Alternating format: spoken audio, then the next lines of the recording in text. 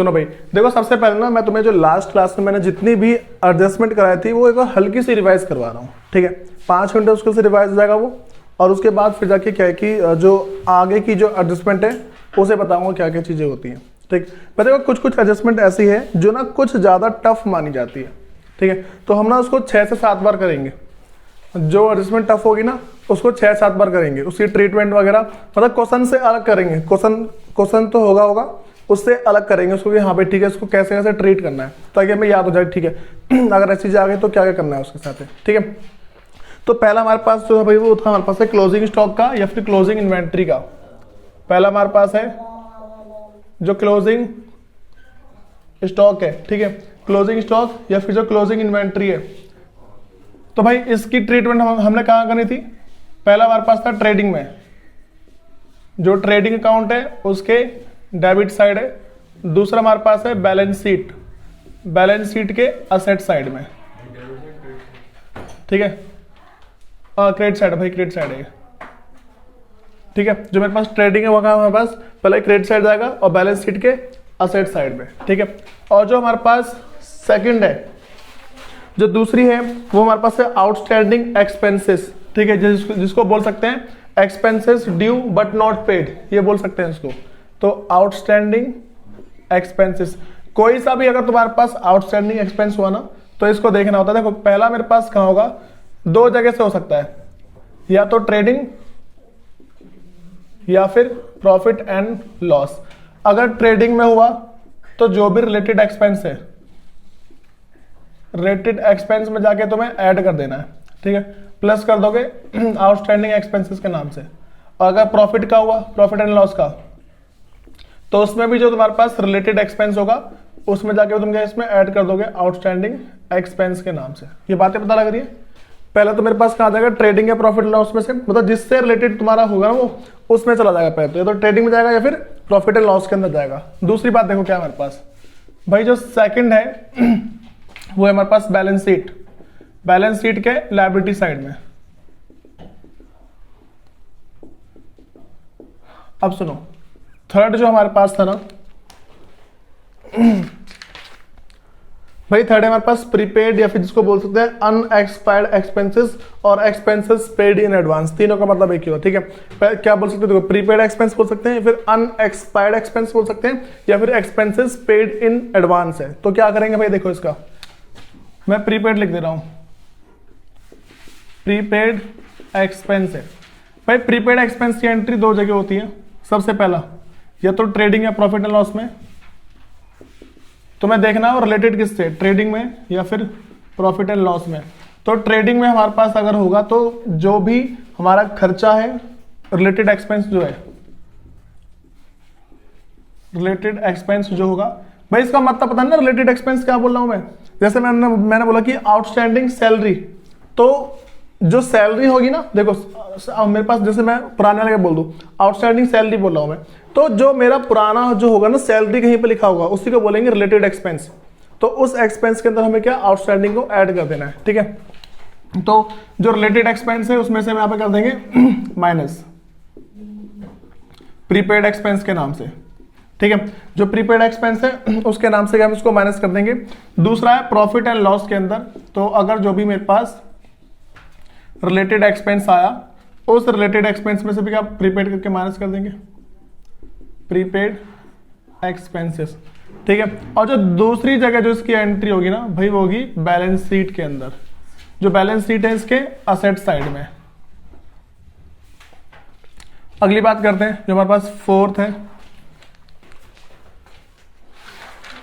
भाई, फोर्थ हमारे पास है एक्रूड इनकम या जिसको अकर्ड इनकम भी बोल देते हैं, ठीक है।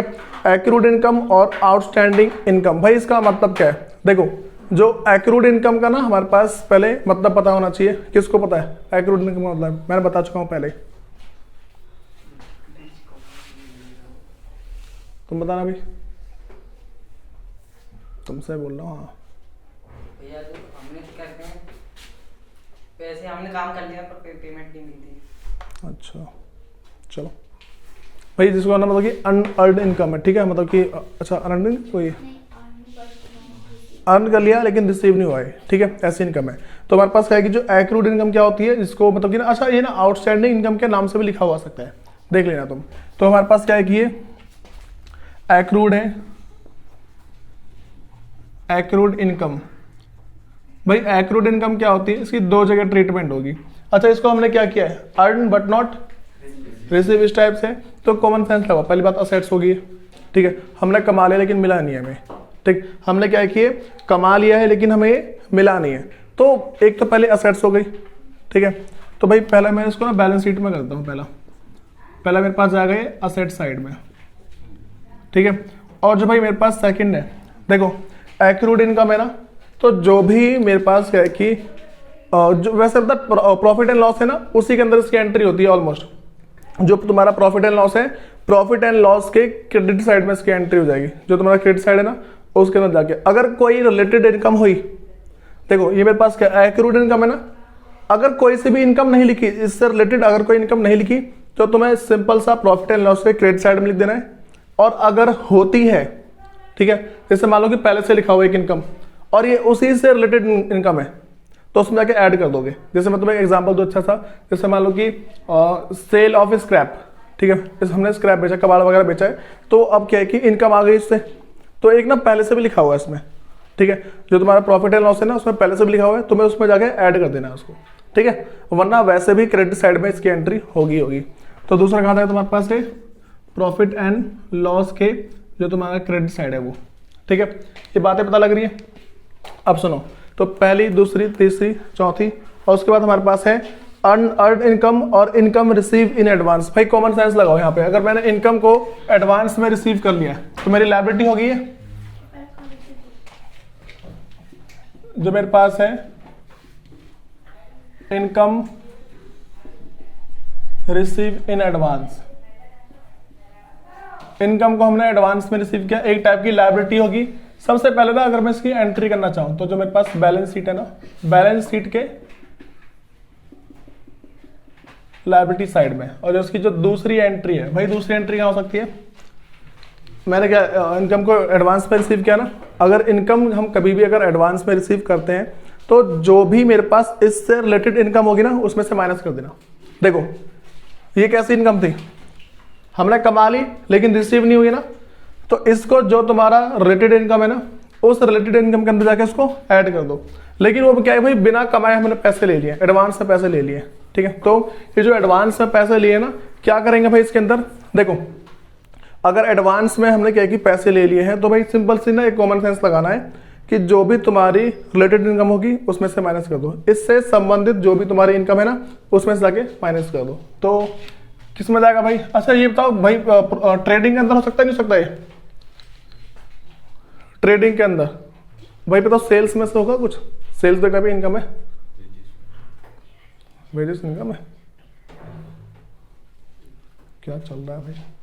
सुनो वैसे ना ऑलमोस्ट मतलब कि ज्यादा ना भाई प्रॉफिट एंड लॉस के अंदर ही होता है, प्रॉफिट एंड लॉस के क्रेडिट साइड में जो उसकी ना, तो जो भी तुम्हारी होगी उसमें से जाके माइनस कर दो। भाई तुम्हें लिखे हो ना पहले पुरानी, तो उसको देख लेना, क्योंकि इसको लिखने की जरूरत है नहीं वैसे भी। अब सुनो, उसके बाद हमारे पास ना जो सिक्स्थ है भाई, अगला है हमारे पास डेप्रीसिएशन है, ठीक है। तो देखो डेप्रीसिएशन, भाई मैंने एक डेप्रीसिएशन बताया था, दूसरा एप्रीसिएशन था। तो पहले डेप्रीसिएशन के बारे में देखते हैं, डेप्रीसिएशन होता क्या है। सबसे पहला भाई एक टाइप का इनडायरेक्ट एक्सपेंस है। तो कितने भी हमारे मतलब कोई से भी अगर इनडायरेक्ट एक्सपेंस होते ना, बिना सोचे प्रॉफिट एंड लॉस के डेबिट साइड में डाल दिया करो, ठीक है। तो पहली एंट्री क्या होगी इसकी, ये प्रॉफिट एंड लॉस अकाउंट के डेबिट साइड में, ठीक है। दूसरा बैलेंस शीट में जो असेट्स है उसमें से माइनस कर देंगे, ठीक है। असेट्स में से क्या कर देंगे, इसको डेप्रीसिएशन के नाम से माइनस कर दो। भाई अगली बात करते हैं एप्रीसिएशन। एप्रीसिएशन इसका जस्ट अपोजिट है। भाई ये जो एप्रीसिएशन तुम्हारे बुक में नहीं मिलेगा मेरे हिसाब से, ठीक है, तुम्हारे बुक में होगा नहीं है।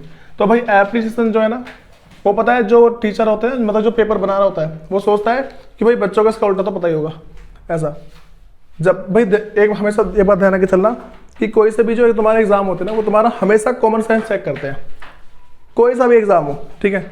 कॉमन सेंस ही चेक करते हैं हमेशा। अगर तुम्हारे अंदर कॉमन सेंस नहीं है तो तुम्हारे मुश्किल से मुश्किल, देखो अगर तुम रट्टे मारते हो ना 12 तक तुम खूब निकाल दोगे रट्टे मार मार के, उसके आगे तुम्हारा कॉमन सेंस काम आता है, क्योंकि वो तुम्हें ऐसी ऐसी चीज़ें देंगे ना जो तुम्हारे सिलेबस में हो गई नहीं। फिर तो बच्चे क्या बोलते हैं, ये तो आउट ऑफ सिलेबस है, ऐसा बोल देते हैं और फिर फेल हो रहे होते हैं बार बार। जितने जो हमारे पास होते हैं कॉम्पिटेटिव एग्जाम यूपीएससी वगैरह के, इसमें वो हमेशा बच्चे बोलते हैं सिलेबस से बाहर आए, सिलेबस से बाहर आए। ऐसा कुछ नहीं होता, वो कॉमन सेंस चेक कर लेते हैं और बस हो जाता है। जैसे लिखा है डेप्रिसिएशन, इसका उल्टा क्या होता है एप्रिसिएशन, कि ऐसा कुछ पूछ लेंगे और उसके बाद बस खत्म कहानी। तो भाई पहले मेरे पास क्या है कि जो प्रॉफिट एंड लॉस अकाउंट है उसके क्रेडिट साइड में, दूसरा जो बैलेंस शीट है, बैलेंस शीट में जो असेट्स है, असेट्स में जाके प्लस कर देंगे, ठीक है, एप्रिसिएशन के नाम से। बात समझ में आ रही है? उसके बाद भाई जो हमारे पास नेक्स्ट है,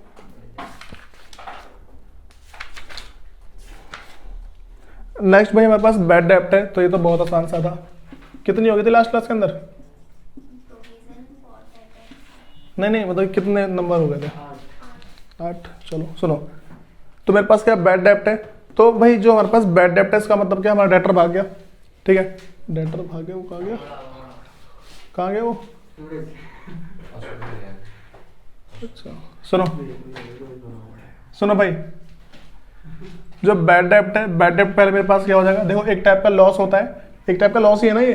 तो जो मेरे पास प्रॉफिट एंड लॉस अकाउंट है ना, उसके क्रेडिट साइड, डेबिट साइड में आ जाएगा प्रॉफिट एंड लॉस अकाउंट, उसके डेबिट साइड में। और जो दूसरा है मेरे पास वो कहाँ आ जाएगा, जो बैलेंस शीट है, बैलेंस शीट में जो तुम्हारा डेटर लिखा होगा, डेटर में से माइनस कर दो बैड डेब्ट्स, ठीक है, बातें पता लग रही है। तो देखो भाई तुम्हें पता है मैं सबसे, देखो अभी ना तुम्हें सिंपल से बस आसान आसान से करा रहा हूँ मैं। पता सबसे बड़ी बात क्या होती है, टफ अगर बनते हैं ना तो पता क्या, जैसे मान लो लिखा है इसमें डेप्रिसिएशन लिखा हुआ है, वो तुम्हारे एडजस्टमेंट के अंदर भी है, ठीक है, और फिर जाके जो तुम क्वेश्चन कर रहे हो ना और वहाँ भी लिखा हुआ है, 2 जगह। इसको बोलते हैं थोड़ा सा टफ, ठीक। और अगर बहुत ज़्यादा टफ बोल देना तो 2 एडजस्टमेंट होती है इससे रिलेटेड, तो उस टाइम दिक्कत आती है कि मशीन को बेच भी दिया है फिर जाके सब कुछ कर रखा है, इससे बोलते हैं और ज़्यादा टफ एडजस्टमेंट। तो ये तो सिंपल से भाई बच्चों को होती है। अगर 5वीं क्लास के बच्चों को समझा दूँ ना मैं कि भाई ऐसा कभी भी लिखा हो दिख जाए, इसको यहाँ लिख दियो, उसको यहाँ लिख दियो, वो तो कोई भी कर लेगा, ठीक। सुनो, बैड डेब्ट के बाद जो मेरे पास अगला है प्रोविजन फॉर डाउटफुल डेब्ट है, ठीक है। तो भाई वही हमारे पास परसेंटेज होता है, 9 हो गया ना इसको, प्रोविजन फॉर डाउटफुल डेब्ट्स है, ठीक है। क्या हमारे पास है, प्रोविजन फॉर डाउटफुल डेब्ट है। चुप हो जा भाई, सुनो,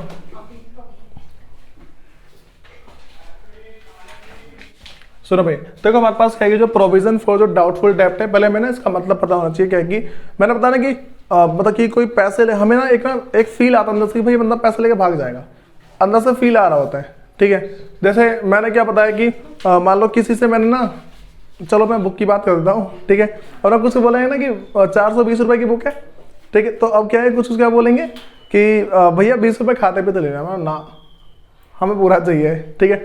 और अगर मान लो इक्के दुक्के बोलते हैं, तो अगर किसी ने बोला ना क्या बोलते हैं 20 रुपए बाद में ले लेना, तो मैं समझ जाऊंगा इसका प्रोविजन बनाना पड़ेगा, ठीक है। देखो कभी भी अंदर से अगर ऐसा फील आता है ना कि हाँ भाई कोई हमारा पैसा लेके भागने वाला है, फिर कहीं से पैसे हमारे डूबने वाले, अगर अंदर से फील आ जाता है, कंपनी वालों को अगर फील आता है ना, तो पहले से प्रोविजन बना लेते हैं। बात समझ आ रही है? वो पहले करते हैं, पहले बना लेंगे प्रोविजन, ठीक। तो सबसे पहले हमारे पास क्या आएगा भाई, ये पहला आएगा profit and loss account, profit and loss account के डेबिट साइड में। दूसरा जो है हमारे पास वो है बैलेंस शीट, बैलेंस शीट में जो हमारा डेटर होगा, डेटर में से हम कर देंगे इसमें माइनस और लिख देंगे प्रोविजन फॉर डाउटफुल डेब्ट, ठीक है भाई। ऐसा लिखा है प्रोविजन फॉर डीडी लिख के चलते हैं, ठीक है। टीचर को पता होता है हाँ भाई प्रोविजन फॉर डाउटफुल डेब्ट यही होता है।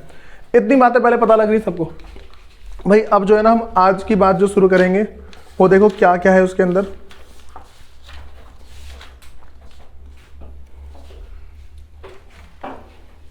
ये तुम्हारी 9 हो रखी है, ठीक है। तो आज जो 10वीं ट्रांजेक्शन है ना, मतलब कि जो एडजस्टमेंट है वो शुरू होगी आज।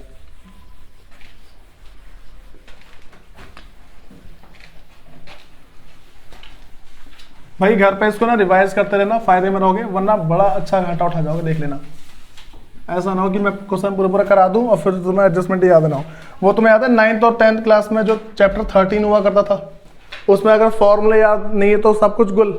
ये वही सेम है, ठीक है, ये वही सेम है कि भाई अगर तुम्हें ये बातें नहीं पता तो खत्म सारा चीज़ें, ठीक है। तो अपना जो तुम्हारे पास नेक्स्ट हेडिंग है वो है provision for discount on debtor है, 10वां। Provision for discount on debtors है। अब भाई यहां पे समझो, देखो इससे पहले तुमने पढ़ा प्रोविजन फॉर डाउटफुल डेट पढ़ा था ना। भी प्रोविजन फॉर डाउटफुल डेट का मतलब क्या हो जाता है कि हमें लग रहा हो पैसे लेके भाग जाएगा, ठीक। लेकिन भाई ये जो मेरे पास है ना provision for discount on debtor है, इसका पता मतलब क्या होता है। जैसे मान के चलो कि एक कोई डेटर था हमारा, उसने पहले हमसे बोला ना कि भाई बात ऐसी है कि मैं तेरे को ना 20 तारीख को पेमेंट कर दूंगा। एक कोई डेटर था, उसने कंपनी से बोला मैं तेरे को 20 तारीख को पेमेंट कर दूंगा, ठीक। अब ना कंपनी वालों को ना जरूरत पड़ गई, बीच में 10 तारीख को जरूरत पड़ गई कि भाई देख बात ऐसी थोड़ी दिक्कत आ गई है, तो ना पेमेंट अगर कर देगा तो कर दे। वो कह देख मैंने 20 की बात बोलती ना, कॉल करना तेरा बनता नहीं है, लेकिन तू चाहता है मैं पेमेंट आज करूँ तो तेरे को डिस्काउंट देना पड़ेगा थोड़ा सा। बात समझ आ रही? देखो दोबारा समझो, मैंने क्या बताया कि एक हमारा डाटा था, ठीक है, उसने बोला कि मैं तेरे को 20 तारीख को पेमेंट कर दूंगा, लेकिन मुझे 10 तारीख को जो मैं तो कंपनी हूँ ना, मुझे 10 तारीख को पैसे की जरूरत पड़ गई। मैंने उसे कॉल घुमाया भाई कि तू पेमेंट आज कर सकता है क्या। वो कह रहा था कि मैं तेरे को 20 तारीख की डेट दी है, 20 तारीख को भाई अगर मतलब कि जो भी बनता है ना मैं तेरे को 20 तारीख को ही दूंगा, लेकिन अगर तू चाहता है कि आज मैं तेरे को पेमेंट कर दूं, ठीक है, तो मुझे चाहिए डिस्काउंट। बात समझ आ गई? तो अब ना एक हमारे ना मन में फील आ रहा होता है कि भाई ये बंदा डिस्काउंट मांग सकता है, हमारे मन में फील आता है कि बंदा डिस्काउंट मांगेगा। कभी भी अगर हम ना किसी डेटर से पैसा मांगते हैं और ना हमें अगर अंदर से फील आता है ना कि बंदा डिस्काउंट मांग सकता है, ठीक है, अगर डिस्काउंट मांग लेगा तो भाई समझो हमें लगता है कि ये यहाँ पे हमारे पास क्या प्रोविजन बनाना पड़ेगा डिस्काउंट के लिए। देखो एक होता है प्रोविजन, भाई प्रोविजन का मतलब है पहले से तैयारी कर लो, पहले से इतने पैसे प्रॉफिट में से काट के रख लो इसे, ठीक है। दूसरी बात हमारे देखो, एक तो प्रोविजन फॉर डाउटफुल डेप्ट है, उसमें लगता है बंदा पूरा भाग जाएगा, ठीक है, पूरा भाग सकता है, या फिर ऐसा हो कि आधी पेमेंट कर दे फिर भाग जाए। लेकिन जो provision for discount on debtor है, इसका मतलब वो पेमेंट देने आएगा और मेरे से बोलेगा डिस्काउंट दे दे, ठीक है। ऐसा तो नहीं अगर रिश्तेदारी में तुम करते हो, अगर बिजनेस ट्रांसैक्शन करते हो ना रिश्तेदारी के अंदर, कुछ भी सामान बेच दो रिश्तेदार को, तो एक ना अंदर से फील आ रहा होता है कि भाई डिस्काउंट पक्का मांगेगा, वो अंदर से फील आता है कि डिस्काउंट मांगेगा। तो ये जो डिस्काउंट है इसको सेम ट्रीट करना है, किसके जैसा, प्रोविजन फॉर डाउटफुल डेप्ट के जैसा, ठीक है। और कुछ नहीं है, बस इसमें एक बात लिखा है कि डिस्काउंट ऑन डेटर, ठीक है, उसमें था प्रोविजन फॉर डाउटफुल डेप्ट, इसमें हमारे पास क्या है provision for discount on debtor. Simple सी बात भाई, इसकी जो हमारे पास एंट्री है ना, पहले तो बैलेंस शीट का याद कर लो कि बैलेंस शीट में हमें पता है डेटर में से भाई करना पड़ेगा में से माइनस, क्या लिख देंगे,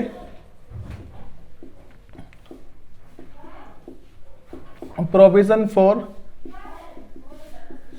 डिस्काउंट ऑन डेटर, ठीक है। और जो हमारे पास दूसरा है, एक तो ये आ गया भाई, दूसरा हमारे पास आएगा प्रॉफिट एंड लॉस अकाउंट के अंदर। प्रॉफिट एंड लॉस अकाउंट के अंदर हमारे पास इसकी जो एंट्री होगी ना, वो क्या होगी समझो, सिंपल सी बात है भाई, एक टाइप का लॉस है ये, तो लॉस की एंट्री क्या हो जाएगी इसके डेबिट साइड में। बताओ ये वाली बातें पता लग रही है पहले? पर देखो हमें ना ये दो चीज पता होनी चाहिए और उसके बाद ही हम क्या है कि और जो आगे बढ़ सकते हैं, ठीक है। सुनो भाई, देखो हमारे पास मैंने क्या बताया कि जो प्रोविजन फॉर डिस्काउंट और डेटर, एक तो इस पे चला गया, ठीक है, दूसरा क्या भाई प्रॉफिट एंड लॉस अकाउंट है, उसके डेबिट साइड में चला जाएगा। अब ना भाई जो सबसे इंपॉर्टेंट बात हमारे पास है ना, उसकी बात कर लेते हैं एक बार, और वो है भाई मैनेजर्स कमीशन। देखो ज्यादा टफ नहीं है, आसान सा है, बस लोग इसको बना देते हैं। मैनेजर्स कमीशन, भाई देखो एक बात ध्यान रख के चलना, मैं तुम्हें इसका ना कंसेप्ट नहीं बता रहा, मतलब कि ना एक जो कंसेप्ट है वो नहीं बताऊंगा, नॉर्मल सा जो कंसेप्ट है वो बता दूंगा, बाद की बात है ना वो आगे सीखी जाती है, अभी बताना वो पागलपंती है। तो देखो हमारे पास जो मैनेजर्स कमीशन है ना, दो तरीके से हो सकता है। एक तो होता है after charging such commission, after charging such commission, ठीक है, ये बातें पता लग रही है। पहले तुम्हारे पास क्या आएगा, आफ्टर चार्जिंग सच कमीशन, दूसरा आ सकता है before charging such commission.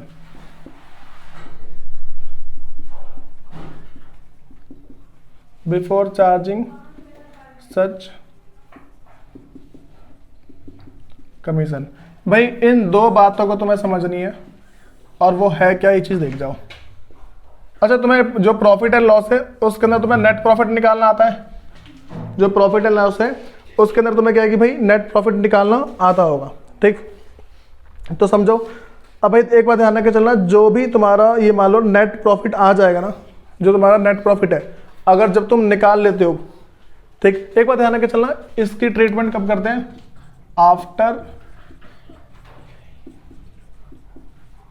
After calculating net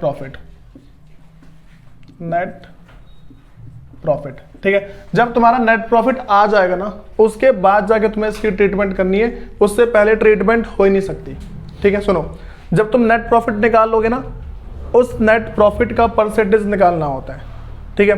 अगर कभी भी, अच्छा पता है क्वेश्चन कैसे लिखाएगा कि manager commission is 10% after charging such commission, ठीक है। या फिर दूसरा लिखाएगा manager commission is 10% before charging such commission. तुम्हें वर्ड का ध्यान रखना, एक आफ्टर, दूसरा बिफोर, ठीक है। तो आफ्टर में थोड़ी सी अलग बात होती है और बिफोर के अंदर थोड़ी सी अलग बात है। ये इस बस आफ्टर और बिफोर का मैं तुम्हें कंसेप्ट नहीं बता रहा, ठीक, क्योंकि ना ये बिना बात के हो जाएगा, तुम्हारे सर पर बोझ आ जाएगा और कुछ नहीं है। तो अभी तुम्हें क्या ध्यान रख के चलना है भाई, कि जैसे मेरे पास है एक तो आफ्टर चार्जिंग सच कमीशन, दूसरा है बिफोर चार्जिंग सच कमीशन है। तो इसमें भाई जो मैं तुमसे बोल दूं, पहला मतलब कि आफ्टर चार्जिंग सच कमीशन, जो तुम्हारा नेट प्रॉफिट होगा ना, अच्छा कमीशन निकालेंगे कैसे, मैनेजर्स कमीशन, भाई निकालने के लिए जो तुम्हारा होगा नेट प्रॉफिट, जो नेट प्रॉफिट है ना, उसको उसका परसेंटेज निकालना होता है, ठीक है। हमारे पास पहले क्या है कि भाई आफ्टर चार्जिंग सच कमीशन है, तो आफ्टर में क्या करना होता है, आफ्टर, हाँ भाई सुनो, आफ्टर वाले में ना हमें सिंपल सा जो हमारा रेट ऑफ कमीशन जो होगा ना, रेट ऑफ कमीशन है, इसको ऊपर लिख दो और नीचे 100 से डिवाइड कर दो। ये बातें पता लग रही है, ये तो सिंपल सा, मतलब कि जो तुम्हारे पास क्या है कि जो नॉर्मल जो परसेंटेज निकालनी है ना, वो है, पहले इतनी बात पता लग रही है। मैनेजर कमीशन निकालने का जो तरीका होता है वो होता है नेट प्रॉफिट इनटू में रेट, मतलब रेट ऑफ कमीशन, और फिर जाके डिवाइड कर दो इसको 100 से। परसेंटेज तो ऐसे निकालेंगे ना, परसेंटेज ऐसे निकलती सबको पता है, ठीक। जो मेरे पास है कि अगर मैं मान लो कोई और सा कमीशन बोल दूं, ठीक है, कोई और सा भी अगर कमीशन बोलता हूं, तो भाई कमीशन निकालने का तरीका ये होता है नेट प्रॉफिट जो तुम्हारा रेट ऑफ कमीशन है वो, और डिवाइड कर दो 100 से, ठीक है। भाई इसमें दो बातें तुम्हें देख के चलनी है, अगर तुम्हारे पास आफ्टर लिखा है तो क्या करना है, और बिफोर लिखा हुआ आया तो क्या करना है, ठीक है। जो भाई तुम्हारा आफ्टर वाला ना, उसमें थोड़ी सी बस थोड़ा सा चेंज है, और बिफोर वाले में थोड़ा सा चेंज है, ठीक। पहले इतना देखो एक बार, इसमें कोई दिक्कत लग रही है, सिर्फ यहां से यहां तक नेट प्रॉफिट निकालना अभी भी किसको नहीं आता है, नेट प्रॉफिट का बता दो अभी भी,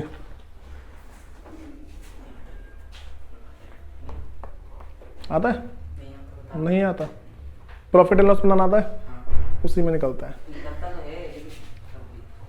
चलो ठीक है, अब क्वेश्चन होगा ना, फिर देखना। सुनो भाई, अगर तुम्हारे पास आफ्टर वाला आ जाता है, सुन जाओ, अगर आफ्टर चार्जिंग वाला तुम्हारे पास आ गया तो नॉर्मल सी बात देख लेना, इसमें नीचे बस प्लस कर देना 100 प्लस में जो ऊपर वाला रेट है ना, रेट ऑफ कमीशन,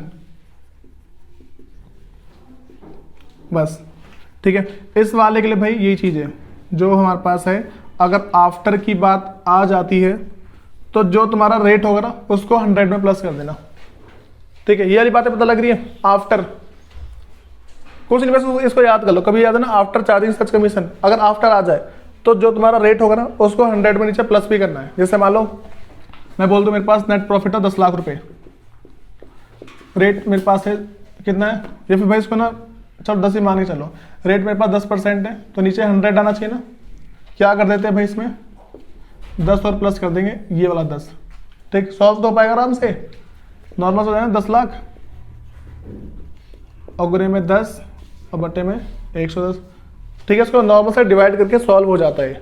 वैसे ना तुम सोच रहे हो भाई नंबर से नंबर ना कटे, तो एग्जाम में तुम्हारा नेट प्रॉफिट ऐसा ही निकलता है कि वो कट जाता है, ठीक है। जो तुम्हारे एग्जाम में जो क्वेश्चन आएंगे ना ऐसा ही आएगा, जो तुम्हारे कहीं आराम से वो कट जाएगा। पहले वाली बात पता लगी। आफ्टर में क्या करना होता है, आफ्टर बस नीचे 10 प्लस कर देना है, बिफोर में नहीं करना, ठीक है। इसमें क्या करना है, मेरे पास जो मैनेजर कमीशन है, मैनेजर कमीशन, भाई इसके अंदर कुछ नहीं है, जो मेरे पास नेट प्रॉफिट है ना, नेट प्रॉफिट को क्या है कि भाई मल्टीप्लाई कर दो रेट ऑफ कमीशन से,